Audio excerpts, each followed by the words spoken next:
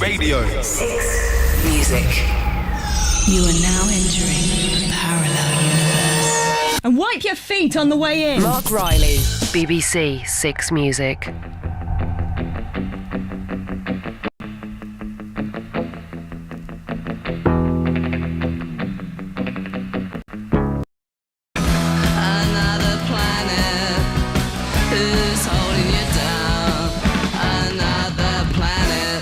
The Only Ones and Another Girl, Another Planet. I'm Marc Riley in Salford, whilst in the home of Santa, Yorkshire that would be, we have got Rob Hughes. Hello, mate. Hello, mate. Oh, how exciting, eh? Have you got that warm, fuzzy feeling yet? No, but I tell you what, I mean, the funny thing is that people go to Lapland all the time looking for Santa, and he doesn't even live there. He lives in Beverley near you, doesn't he? He does. I've seen him twice now. He was outside the co-op the other day.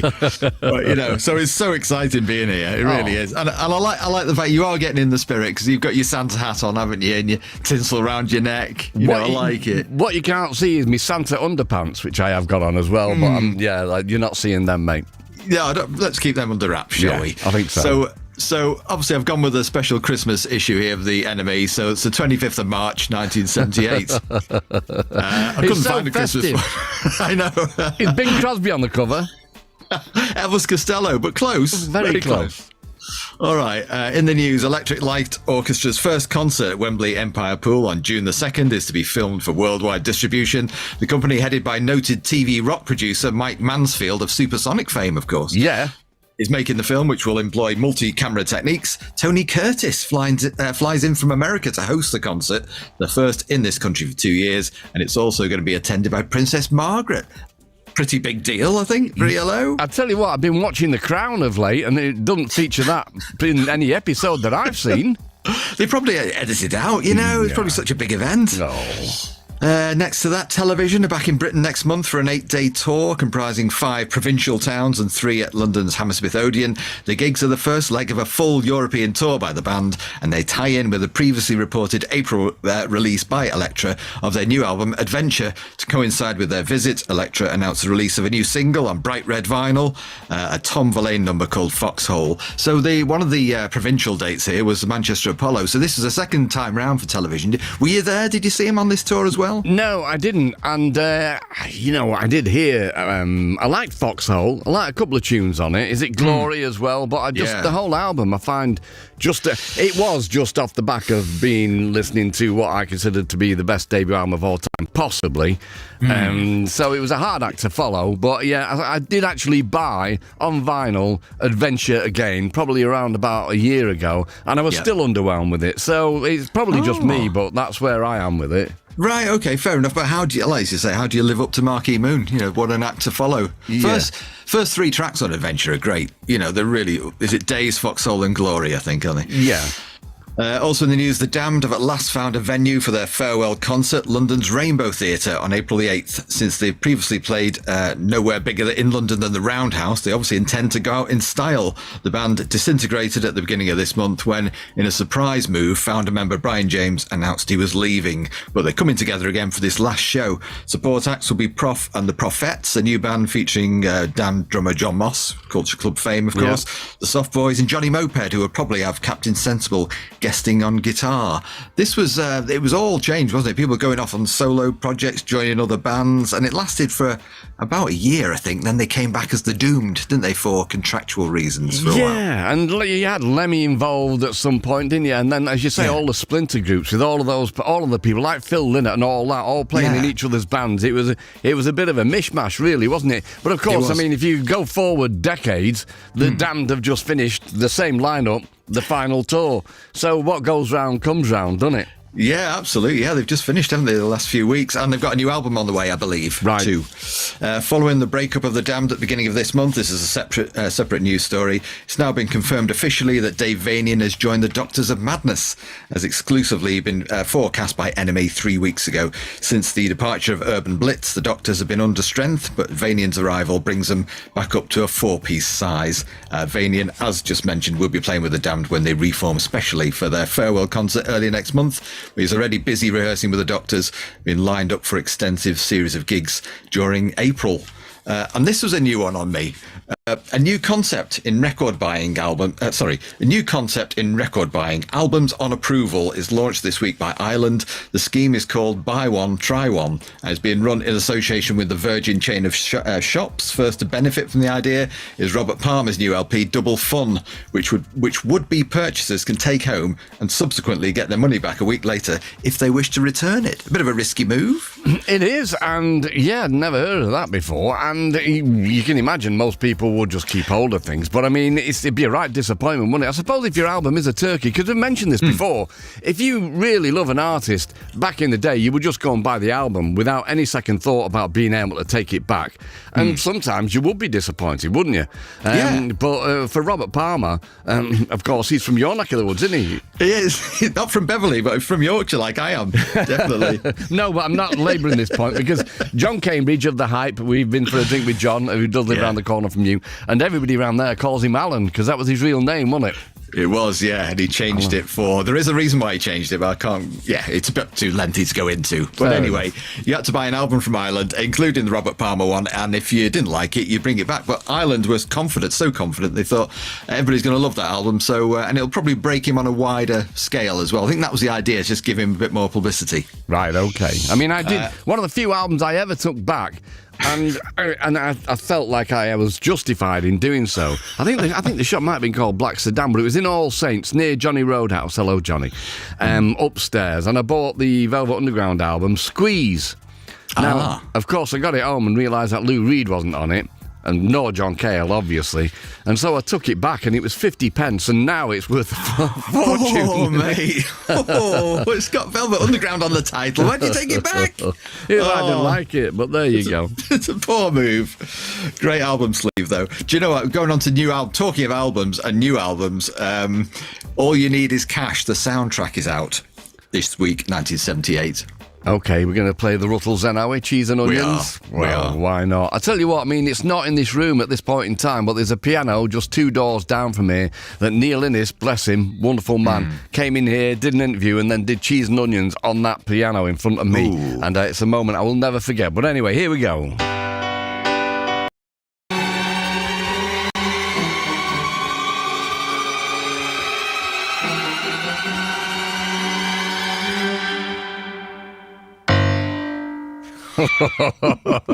So anybody who knows, pardon me, the Ruttles is waiting for that donk at the end. That is the Ruttles and Cheese and Onions. As you say, all you need is cash. And such a fond memory when Neil Innes came in and played for us. He was such a great fella, and he told me a load of things that I couldn't repeat on air, really, about various relationships with him. Well, the whole kit and caboodle, not just the Ruttles, but also Monty Python, of course, that he was a massive part of. And lest we forget, John Halsey on drums, also on Transformer by Lou Reed, and just brilliant, absolutely brilliant. Yeah, absolutely. I was lucky enough to interview Neil Innes a few times as well, and he had the same kind of stories, you know, probably a lot that I can't repeat. I know that he always felt that Eric Idle never quite forgave him for not allowing him to be on the soundtrack, but the story was he told me that Eric Idle came in and he was just full of flu. He had really bad cold, so he couldn't sing or kind of really do anything, but it was his ambition to be on that soundtrack, you know, and he didn't make it in the end. Well, the film, we always say this, I mean, if you want to watch a comedy film about music, then obviously it's Spinal Tap and the Ruttles, you know, and it's funny how much it resonates with me, because I mentioned watching The Crown earlier on, and there's a bit where it's not really the Queen, it's an actress, and she's brilliant in it, yeah, they've got the Sunday night at the London Palladium, you know, and there's a bit where it pans to her in the royal box, and I've just turned to Trace and started yawning, which is what the Queen does in that whilst the Ruttles are playing, innit? He goes up there. I think they say something like, this one's for a very special lady in the audience. Ringo's mum. I mean, it's just, anybody who's not seen it really should watch it. So, all right, I am Mark Riley, and this is the most festive parallel universe you'll ever hear in your life. Rob Hughes, looking at a paper from when, Bob? Well, let's see. The NME, 25th of March 1978, and Charles Shaw Murray reviews the soundtrack for the Ruttles' All You Need Is Cash. So it hasn't been shown on TV yet, so it's just the music. Right. So it calls it the upcoming TV special about the Prefab Four. He says, basically, an album of Beatles pastiches written, arranged and produced by Neil Innes with the aid of Ollie Halsall. Ollie Halsall, wasn't he the fifth Beatle? Lepo, I think, wasn't he? Yeah, and the genius guitarist, played with Kevin Ayres and all manner of people, didn't he? Yeah, Ricky Fattar, John Halsey and Andrew Brown. A sleeve and the booklet with text by Eric Idle and the numerous meticulously recreated stills of great moments in Beatle history. Faked ephemera and record sleeves is brilliant. It'll make you laugh out loud if you can still remember the Beatles, that is. He goes on to say, as for the record, it's hardly worth the effort of removing from the inner sleeve. Presumably all this stuff becomes more relevant, stroke hilarious, stroke wonderful in the context of the TV show. If I change my mind when I've seen it, I'll let you know. In the meantime, spend 5 minutes grooving on the cover in your local record shop and let the record alone. Good work, fella. New albums also. British Lions self-titled debut reviewed by Charles Shaw Murray, who wants to like it but he can't quite bring himself to. He says British Lions are the latest lineal descendants of one of the finest and most relevant bands of the early 70s. Basically, they're the last Mott lineup with ex-Medicine Head singer-guitarist John Fiddler replacing Nigel Benjamin. So you have Overend Watts, Morgan Fisher and Buffin, the old guard, who seem undecided whether to stick to their guns and play as they've always played or try to get hip to the new trip. The Lions are in the unfortunate position of having a style that's too passé to be hip and too recent to be classic, which means they sound dated. He says there's a fine line between tired old men and classic rockers returning in triumph, and British Lions have their thingies right on it, he says, which is very difficult for them. I mean, it was a difficult act to follow in the first place. It was the final days of Mott as well. So, yeah, I mean, if I'm honest, Mott wasn't a hard act to follow, really. I mean, I did go and see them playing at the Palace, and that album, Shouting and Pointing, wasn't much good. No. But obviously, Mott the Hooper, one of my favourite bands. And yeah, British Lions never really did it for me. But a shame, great lineup. Well, Buffin, of course, went on to be a engineer/producer, didn't he, for the BBC? He did. Loads of Peel sessions, yeah. And Lou Reed's Street Hassle is out, reviewed by Julie Birchall here. Says the most striking feature of Street Hassle is the absence of any tune catchy enough to persuade you to ignore the lyrics. Who said that? Julie Birchall. Right, okay, well, you know, I mean, that's his last truly great album for me. I think you know that's my opinion. And who cares what my opinion is? But I loved the bells that followed it, and then it did tail off for me. And I know everybody's going to go, New York, Mark, but yeah, just not for me personally. Yeah, fair enough. The Bells, of course, half written by Nils Lofgren. Yep. Collaborative, wasn't it? Yep. She says here, as a collection of New York street life cameos, Street Hassle is about as valid as Odyssey's Native New Yorker, etc., etc., etc. No. But each to their own. Single of the week, talking to Julie Birchall, Tony Parsons reviews the Mekons. Never Been in a Riot, says it's much better than Sex Pistols. Also, Squeeze have their first single out. This is a debut single. Okay, we're going to play Take Me, I'm Yours, are you? We are. Excellent. Here we go.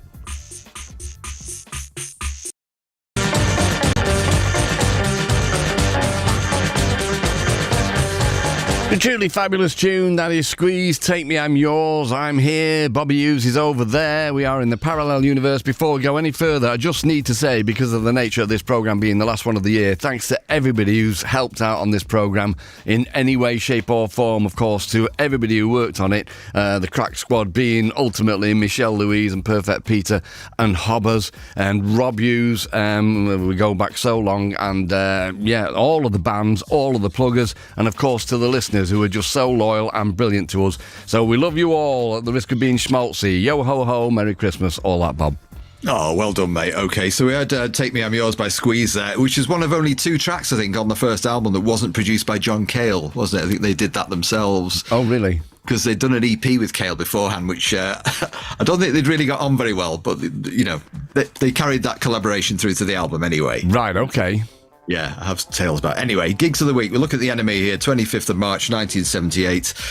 Gigs this week got Buzzcocks and the Slits at the Mayflower Club in Manchester. I'm not sure where that was. It was in Gorton. It was quite near Bellevue, and that famous, the Stuff the Superstars gig with The Fall and Joy Division and Frantic Elevators and the Hamsters and the Liggers, all of those. Kevin Cummins famously took photographs of it. It was an all-day event, and it was just a horrible derelict shed, really. I mean, it was so rough around around the edges. And I didn't see Buzzcocks there. I'm not sure why, but anyway. Okay, that's news to me. Slade at Sheffield Fiesta Club Television, as mentioned before, supported by the Only Ones at Manchester Apollo. Susie and the Banshees at Coronation Hall in Kingston. The Soft Boys at Hope and Anchor in Islington.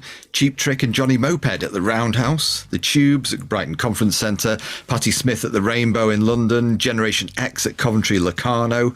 Black Sabbath at Southport Theatre. Whoa. Planet Gong at Bolton Institute of Technology. Eddie and the Hot Rods and Squeeze at Portsmouth Guildhall. The Adverts at the Nashville in Kensington. Reckless Eric at Cardiff Top Rank. Marty Robbins and Don Everly at Gloucester Leisure Centre. There's a nice double bill. Yeah, do you know, I was talking to Perfect Peter just a short while ago about the fact that he's just read the Elton John biography. And there was the bit in it where he said he wanted to play piano on the Stiff Tour because he just fancied the pants off Reckless Eric, didn't he? I didn't know that. Okay. Oh, he fell in love with Reckless Eric, yeah, and how could you not? Beautiful man. He is, absolutely. Just time for a very quick film review here. Because it's significant, I suppose, by Nick Kent. It's Saturday Night Fever. He said originally I went to see this same week as Jubilee, which is like Derek Jarman's punk epic, presuming that he wouldn't like Saturday Night Fever. He says, after all, I loathe disco music, found the movie soundtrack heroes Bee Gees fairly grim prospect, and seen John Travolta before, didn't think much of him, but talk about destroying preconceptions. It knocked me out, totally upending all those aforementioned biases, providing me with the most thoroughly enjoyable 2 hours of screen dreaming I'd experienced since God knows when. It's already made Travolta a massive star. I mentioned this because it was a huge cultural moment, wasn't it? It was a moment in time. Of course it was. Iconic and much replicated. Right. I'll tell you what, Bob, we've got to go. We have got to go, absolutely. So we're not going to play something from that soundtrack, are we? No, we're going to play XTC and Statue of Liberty. Just need to say once again, thanks to everybody who listened to the programme and everybody who's contributed. And we'll see you on the other side. Have a great one. Take care, everyone.